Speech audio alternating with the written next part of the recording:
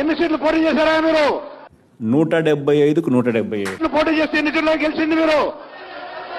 పట్టుమని 10 గెలవాల తల ఎక్కడ పెట్టుకోవాలో అర్థమవుతుందా నీకు? పోటీ చేసి 10 సీట్లు గెలిచింది.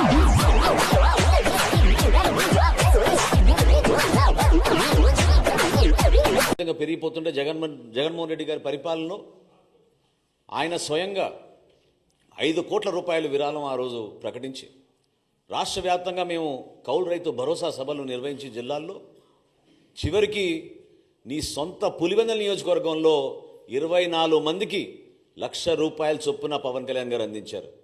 నువ్వా మాట్లాడేది ఆయన గురించి? ఏనాడైనా నీ ప్రజా జీవితంలో ఒక్క రూపాయైనా నువ్వు ఇచ్చావా? ఒక దాతగా నిలబడ్డావా? ఎవరన్నా ఆదుకున్నావా?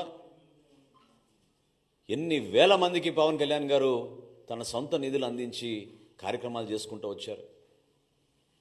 ఎందుకు అంత విపరీతమైన ఆలోచన? ఎందుకు మీరు ఈ రోజున యువత గురించి మాట్లాడుతున్నాడు? ఆయన 44 లక్షల మందికి ఆయన ఉద్యోగాలు ఇచ్చాడంట. మరి వాలంటీర్స్ని ఏ విధంగా నిలబెట్టిన నువ్వు మోసం చేసావు, ముంచావు? చెప్పా చేయకుండా కనీసం వాలంటీర్స్ వాళ్ళ టర్మ్ ఎక్స్టెండ్ కూడా చేయకుండా ఎన్నికలప్పుడు నువ్వు చేసిన వాగ్దానాలు ఏంటి? వాలంటీర్స్కి మార్చిలోనే జియో ఎక్స్పైర్ అయిపోయింది, కనీసం జియోని కూడా నువ్వు ఎక్స్టెండ్ చేయలేదే. వాళ్ళ సంఖ్య కలుపుకొని నువ్వు 44 లక్షల మందికి నువ్వు ఉద్యోగాలు ఇచ్చావంటే యువత నమ్ముతారా? నిన్న ఇచ్చారు అద్భుతమైన తీర్పు ఆ యువత.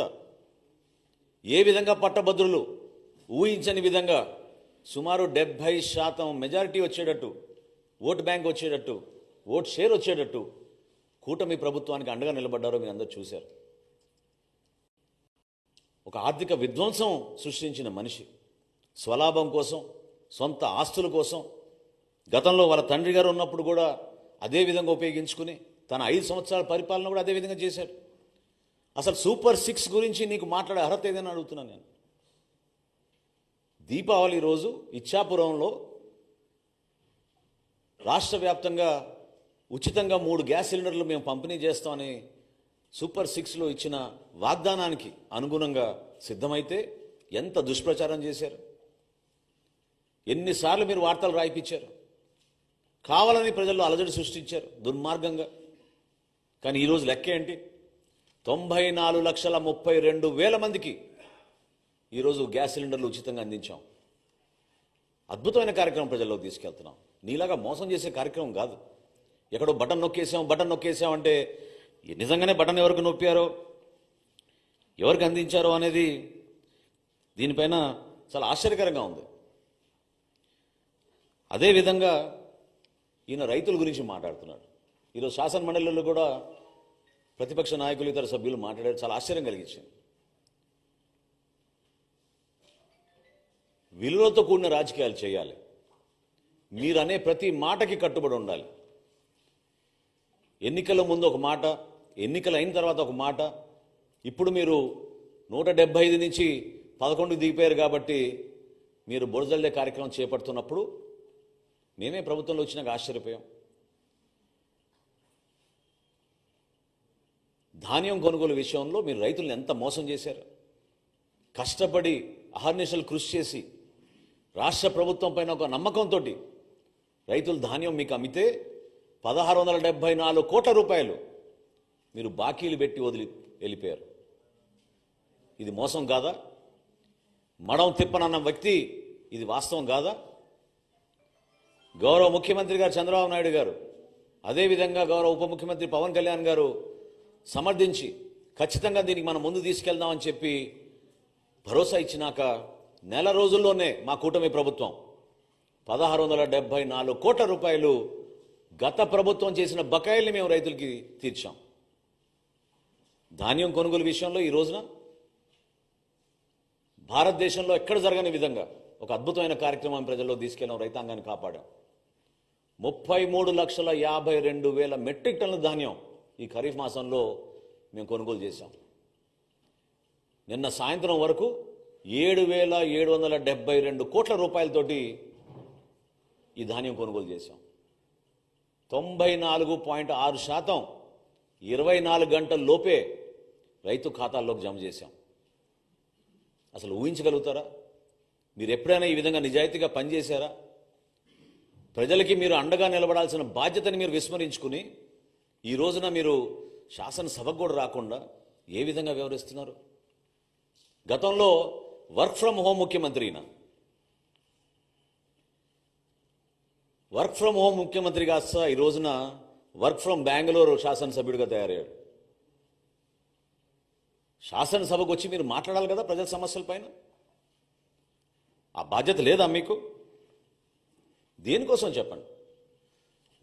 మేము కష్టపడి ఈ రోజున ఆర్థిక ఇబ్బందుల్లో కూడా ప్రతి కార్యక్రమం నెట్టుకుంటూ ప్రజల్లోకి వెళ్తుంటే సివిల్ సప్లైస్ కార్పొరేషనే ఈరోజు 41 కోట్ల రూపాయలు అప్పులు చేసి మీరు వెళ్ళిపోయారు. ఏ విధంగా మీరు ఈ ఆర్థిక వ్యవస్థని ఇంత దుర్మార్గంగా ఇబ్బంది పెట్టారో ప్రజలందరూ కూడా చూశారు. కూటమి ప్రభుత్వం నుంచి మేము మాటిస్తున్నాం, వచ్చే 2 నెలల్లోనే 100% మా సూపర్ 6లో మేము ఇచ్చిన వాగ్దానాలు నిలబెట్టుకుంటాం. మేము అందించాల్సిన సహాయం, భరోసా ఎక్కడ కూడా పొరపాటు చేయం. ముఖ్యమంత్రి గారు, గౌరవ ఉప ముఖ్యమంత్రి గారు పదే పదే చెప్తా వస్తున్నారు, అన్నదాత సుఖీభవ అనే కార్యక్రమం ఖచ్చితంగా మేము రైతులను ఆదుకుంటాం. అదేవిధంగా తల్లికి వందనం, బిడ్డల్ని చదివించుకునే కార్యక్రమం, ఎంతమంది బిడ్డలున్నా సరే ఒక కుటుంబంలో వాళ్ళందరికీ కూడా 15,000 చొప్పున ఇస్తామని చెప్పి చాలా స్పష్టంగా దానికి బడ్జెట్ కేటాయింపులు కూడా చేసి మేము సిద్ధంగా ఉన్నాం. ప్రజలందరూ కూడా రోడ్లు వేయండి మహాప్రభు అని బతిమలాడుకుంటే మీ ప్రభుత్వంలో గుంతలు కూడా పూడ్చలేదు. మీరు ఋషికొండ ప్యాలెస్కి మాత్రం 500 కోట్లు ఖర్చు పెట్టారు. శాశ్వతంగా ముఖ్యమంత్రి అయిపోతా అనుకున్నాడు. సముద్ర తీరాన ఒక అద్భుతమైన కట్టడిలో ఆయన అక్కడ నిలబడి ప్యాలెస్ లాగా దాన్ని తయారు చేసుకుని పర్మనెంట్గా ఇక్కడ ఉండిపోతామని ఒక పిచ్చి భ్రమలో చేసిన కార్యక్రమాన్ని ఎంత నష్టం కలిగించిందో రాష్ట్రానికి ఈరోజు మనం చూస్తున్నాం. పర్యాటక రంగానికే నష్టం కలిగించింది. నిధులన్నీ కూడా దారి మరలించారు. వందల సంఖ్యలో సలహాదారులను పెట్టుకున్నారు. దాదాపు 680 కోట్ల రూపాయలు సలహాదారుల పైన ఖర్చు పెట్టారు.